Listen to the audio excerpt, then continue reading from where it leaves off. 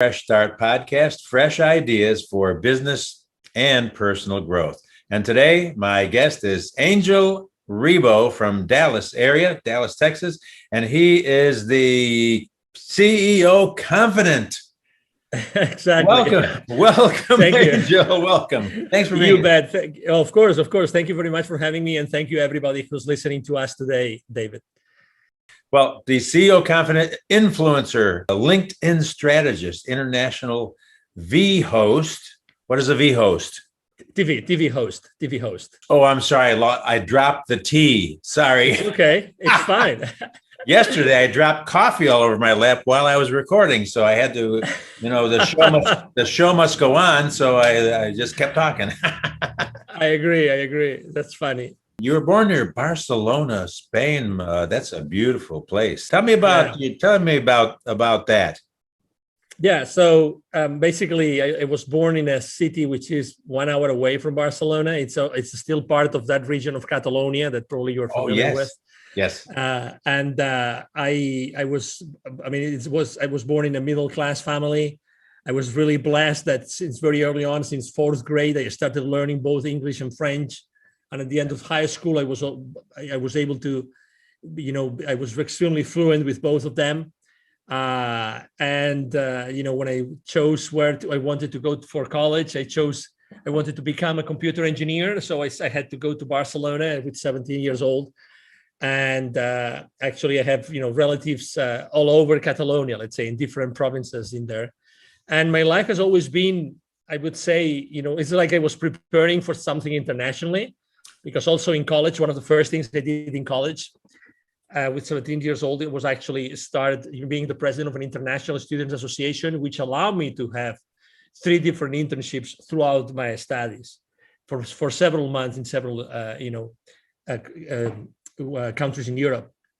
So very early on, I was I was directed in that direction. I was going into that direction of having an international life, an international experience. And my brand, the CEO Confidant, I came up with the concept when I left corporate America in 2016, because I started to count my blessings of my life, and I realized that I had worked with more than 1,500 CEOs throughout my career, helping their companies and helping to grow their businesses.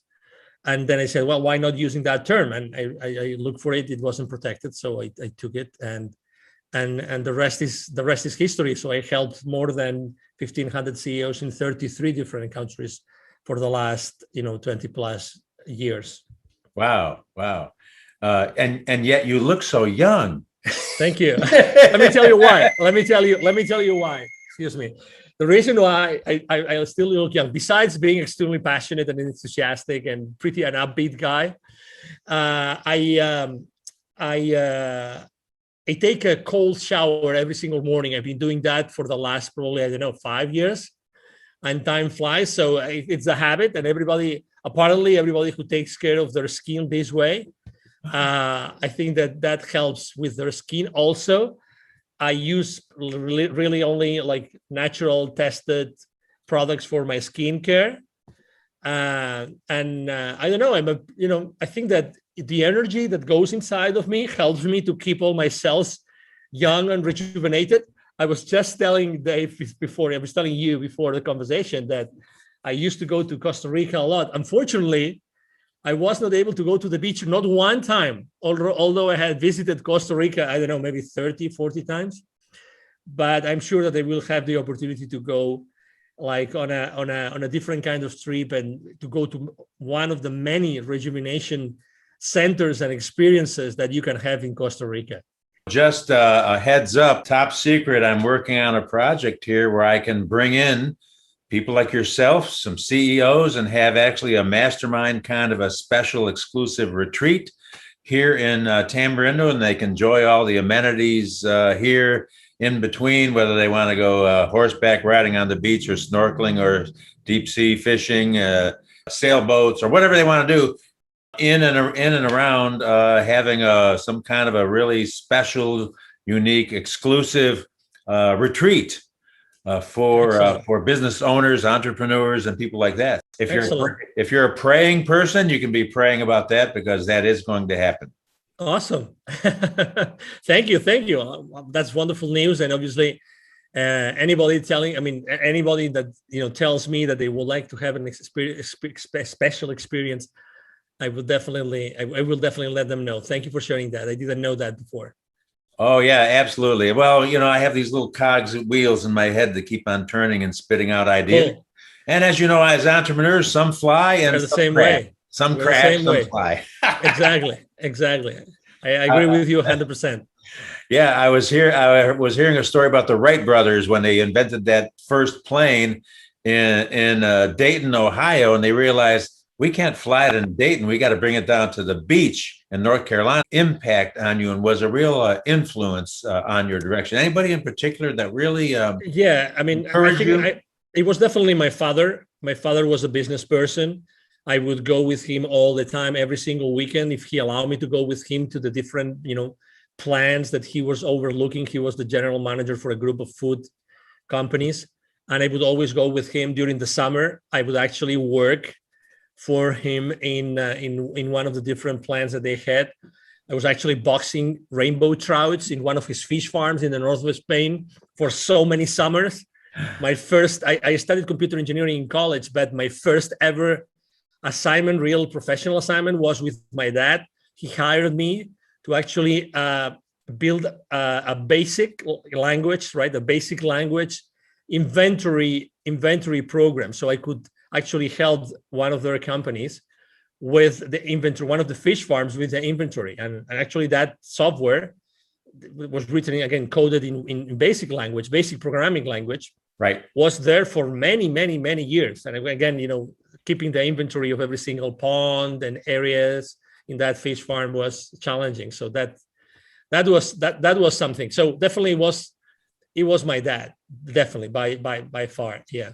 Oh, that is so awesome. As my friend John Maxwell always says, leadership is influence. And so your dad was a great influence on you and Totally made a difference. Obviously, here it is years later, and it's carried through till now and affected everything you do, it sounds like. Fair enough to say?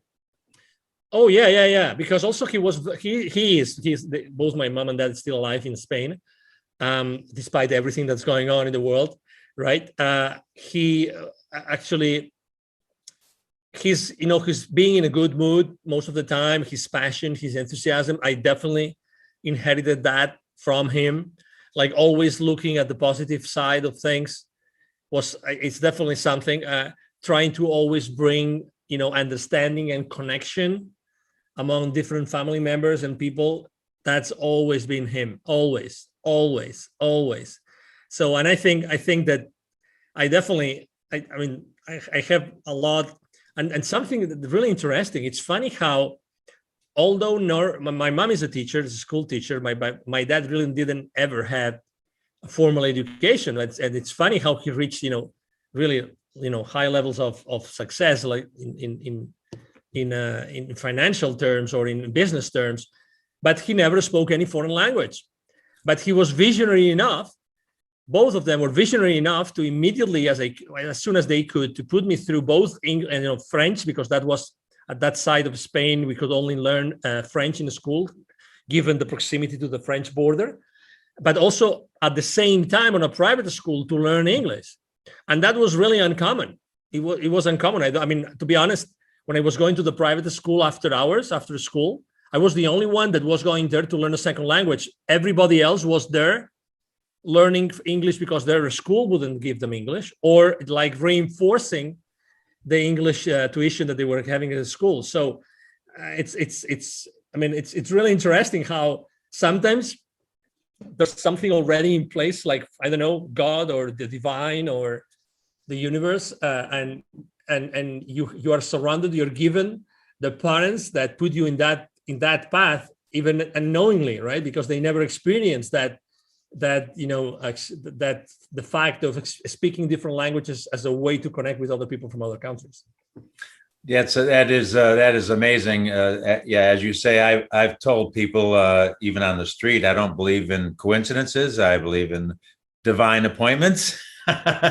Totally, totally. Yeah. And like your dad, my dad was a machine shop teacher who wanted. He actually was a machinist up in Rochester, New York, at Bausch and Lomb, and wanted to. He loved education, so he finished college in his 30s and 40s, and went on to teach at a technical high school because he loved education, and that passed on to me because I love that stuff. And then thinking about his influence, he passed away very young.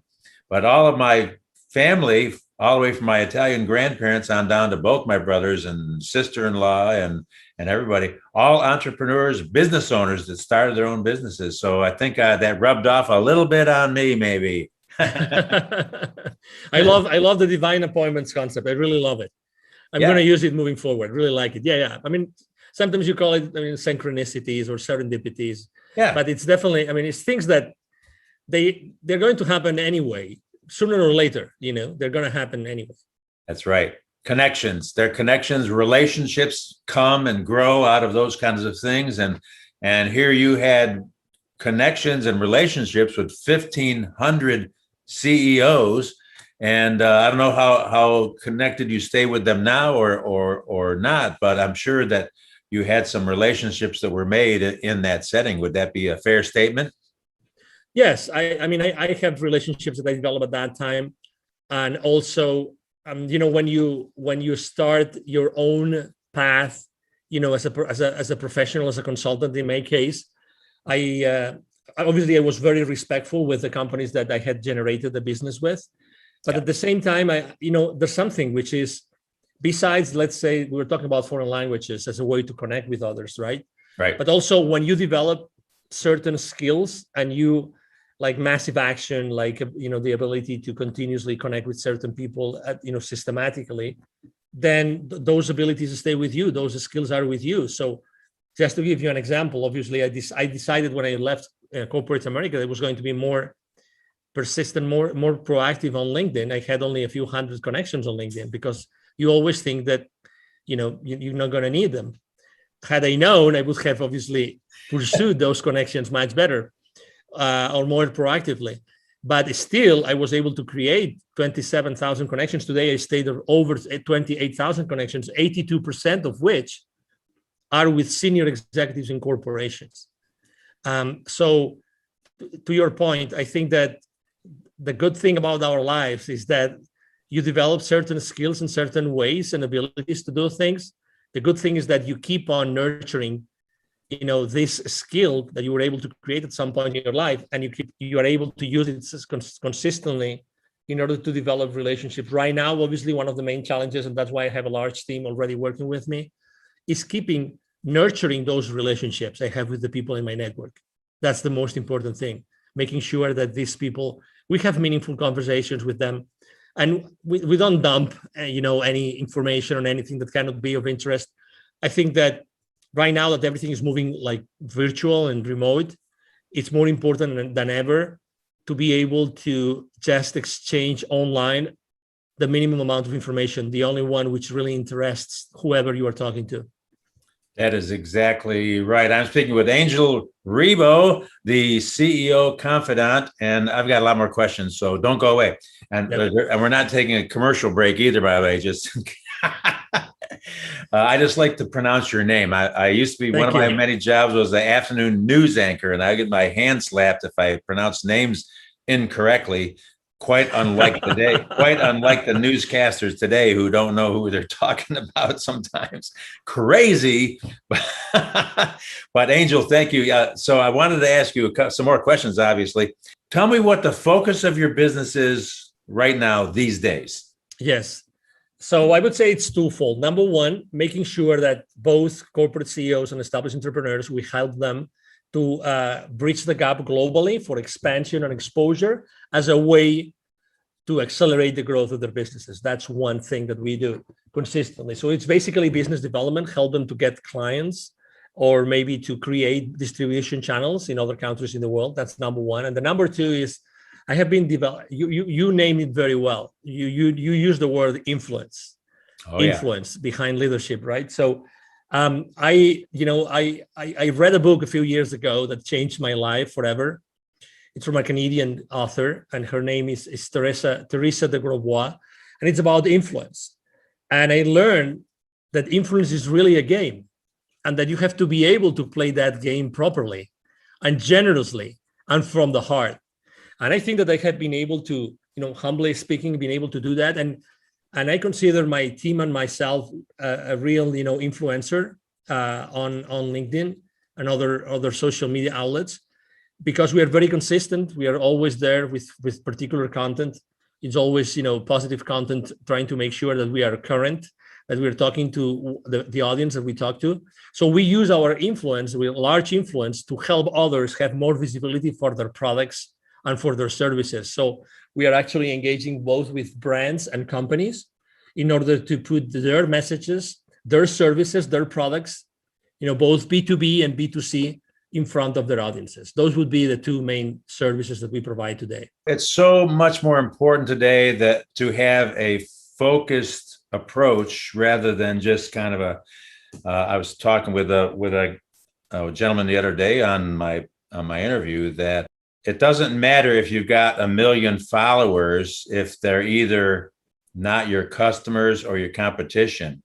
If you have 10 followers that are the right people that are either your customers or your competition, then you are reaching the right group of people you want to reach, regardless of the number that you've built it to. And so that's that's what I really enjoy about LinkedIn, because I interviewed a guy in Philadelphia that's a LinkedIn expert as well. And he taught me some of these things about my profile and how to show up and how to look. And I changed it around, and I can't believe how effective that has been with the number of people viewing my profile every week, especially now contacting me through the service that you and I use for interviews. Yep. I've got bookings up through July right now.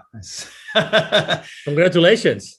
It's just me, just plain old Dave. So Good. So tell me, what is the Board of Evolutionary Business Council?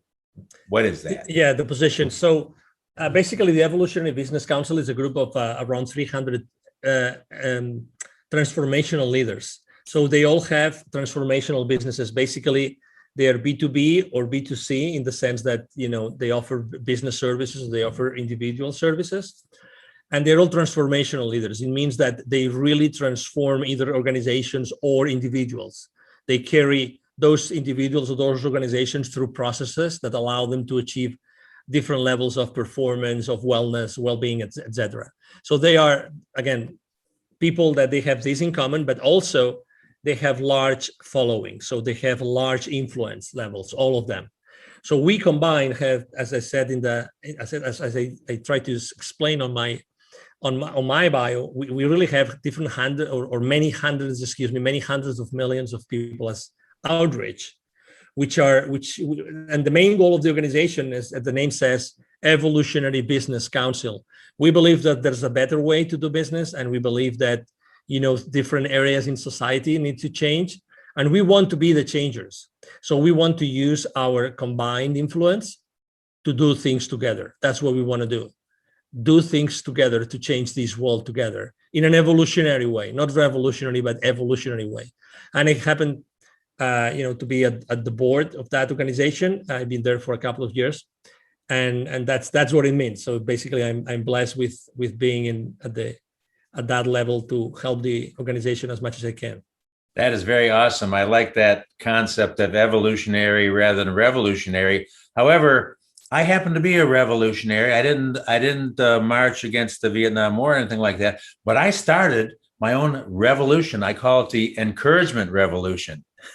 That's cool. I think that the book that I wrote was all about the power of encouragement and how we can actually learn concepts of how to encourage people with whatever their level in life is, and just put a spark of hope, put a smile on their face. Just simple things that we can all do every day if we're paying attention. And that's the key, is that to be attentive. So that's my revolution. You got your evolution, I got my revolution, and it's all good. Absolutely, it is all good. And you just tapped onto something which is really important. If you realize there's so many things that are distracting us today, and it looks like the system wants to distract us. and they want to pull us in so many directions, so we cannot focus really on anything. And I remember watching this movie. It's called like The Social Dilemma. Yes. Yes. Okay, if you probably watched it or seen it. It's funny how they explain, the former executives of those social media companies, they explain how the main role is to distract us and to make sure that we continuously consume content that they put out there. So I think that obviously, I mean, we all like, we all, I think that the main lesson to be learned there is that, be wise with the use of your time and keep on using it to find, businesses, which I do. I found a lot of businesses on Instagram and Facebook and on LinkedIn that have served me, and that's very good. But at the same time, just be mindful of the time you spend on those social media outlets. Yeah, there's a certain waste factor involved. You can really waste time very quickly and get, literally consume your day and get way off track from your focus. So it's something to be aware of and to take responsibility for, each of us individually. Yeah. And I think people are catching on, and to a large degree, people that I've talked to, that they're saying, yeah, I really need to, not just go off in la la land. How many cat videos can you watch? Exactly. And in addition, this is very exciting because I love the charities that I work with and am involved with. My son had cerebral palsy, and so I'm very interested in the disabled community, and I'm on a board of directors in San Jose, California for disabled adults, and as well as another organization for disabled high school kids. So I'm very interested in that. I have a passion because of my experience of having a special little boy that was a sweet little kid, and he only lived about 5 years and passed away on Easter weekend, and his sister was born 3 days later, ironically enough. So that was some years ago, but now, I've got a bunch of grandkids now, and my children are all healthy. So that's wonderful. But what you are doing, Wisdom for Kids. Tell me about Wisdom for Kids. I like that.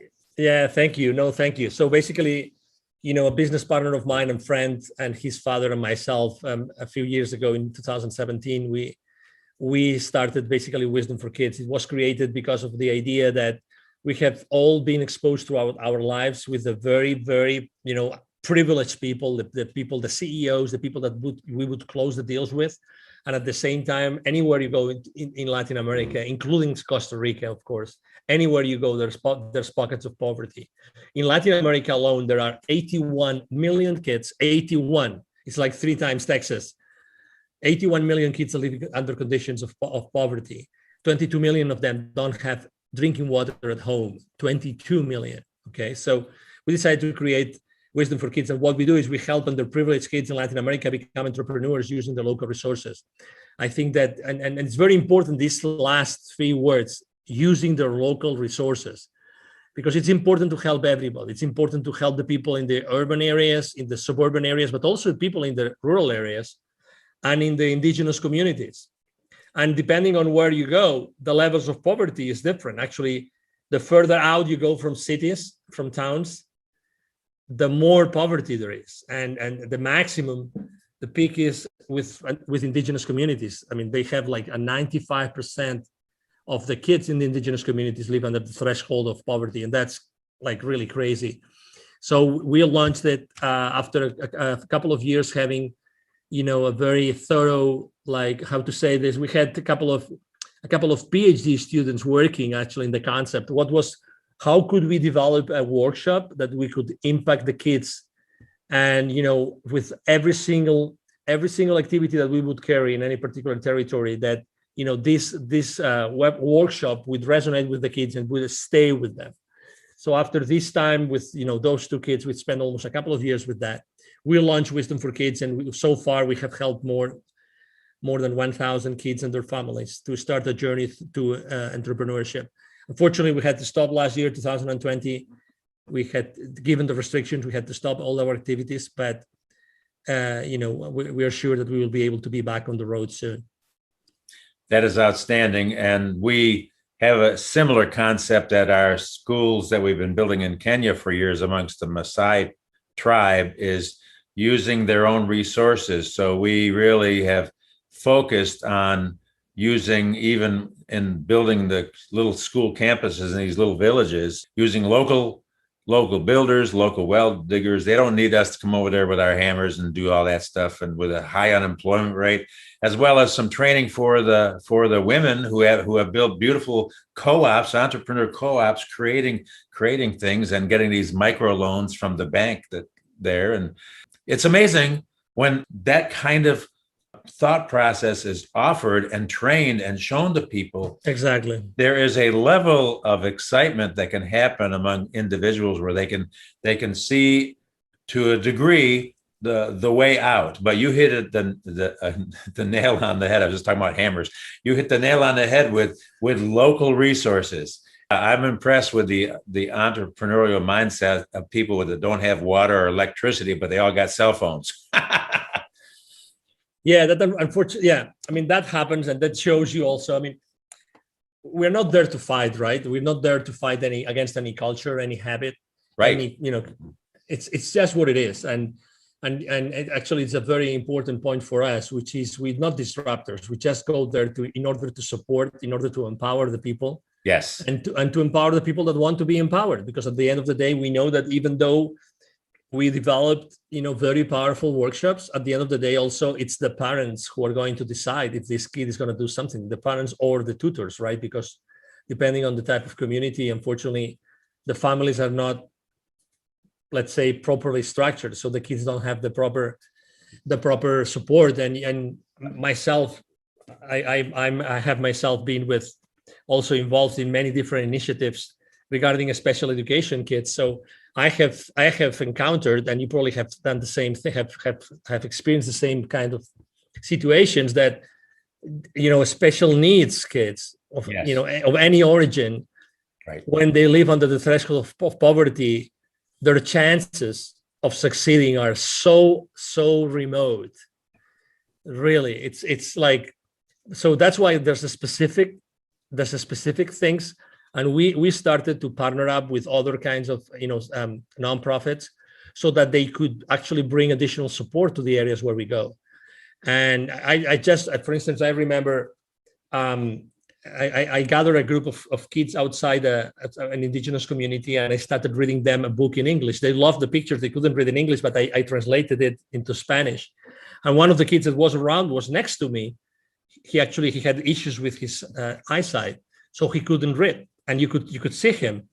Yeah. And just with a surgery, that's in a matter of weeks, he could be completely healed. So I know that his future is unfortunately challenged and jeopardized because of the origin of his family, right? And his mother was actually literally selling, ice cream or popsicles, more ice cream, popsicles outside a particular area that was from time to time visited by tourists. So, it's extremely important that we bring awareness to what's going on in these areas, in these territories, because other people can actually help and partner up with us and do much more, so much more. Outstanding. Thank you for sharing that. Of course. How can I help you, Angel? How can I help you? Is there a website that I can refer to connect you? What can we do for you today? Yes, absolutely. The easiest way, I always try to only give like one next step, so it makes things much easier. I'm going to share my direct email address also, because it's not only like supervised by me, but also by my team, so we don't miss any message. And it's very simple. My first name is Angel, Angel. My last name is Ribo. It's 4 letters, R-I-B as in boy, O. And my email address is angel@angelribo, altogether, angelribo.com. If you write me an email there, I will be able to, direct you to do whatever you would like to do with Wisdom for Kids or with my own consulting business. Perfect. I love simplicity.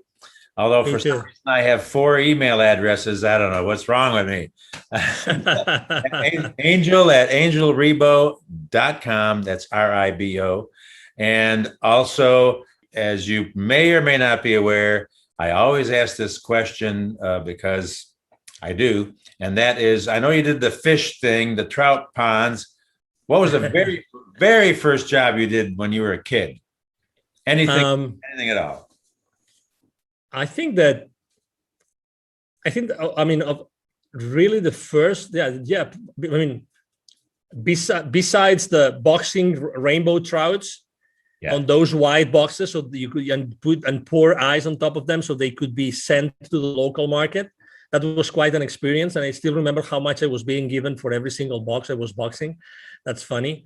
And the coding, probably after that was already when I went to college. Actually, I started to work, in Europe or in Spain particularly, things are not as structured as here in the US. So to get a job while working, it's very difficult. And I was able to actually, through a friend, to get a job in the same school, in the same computer engineering school.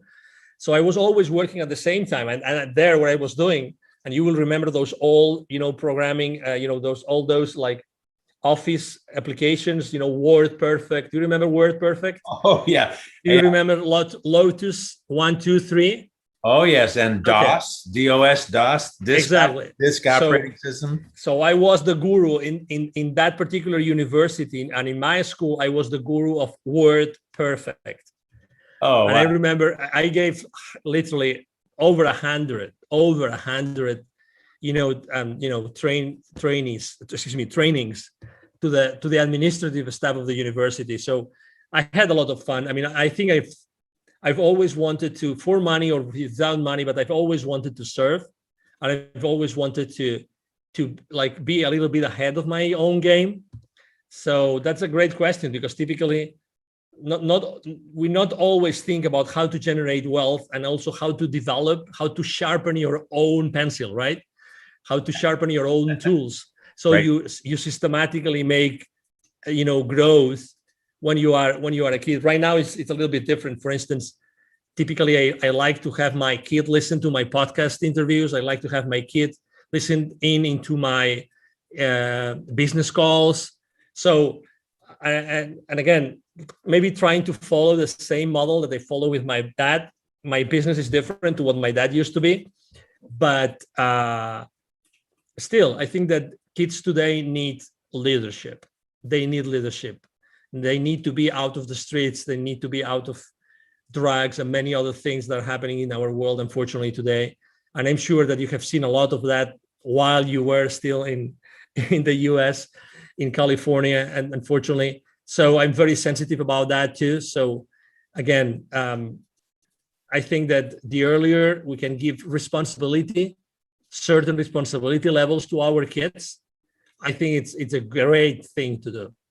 Well said. Well said. My mind was whirring there, thinking about passing on oral tradition, training, and giving your kids a head start, really, like the credit card commercial, priceless. Exactly. Some things, regardless of data, some things cannot be measured, and that is one of them. Totally. Angel Ribo, my guest, thank you so much for being with me today. A real treat for me personally, and great to get to know you. I'm sure that we will connect again and maybe do some great, not maybe, we will do some great things together in the future for the benefit of all, and just keep on passing along what needs to happen, what our gift is and what we're able to do, and be just a cog in the wheel if that's what it takes. But appreciate you, man. Thank you so much for being here. Count on me, Dave. Anytime. Thank you. Thanks.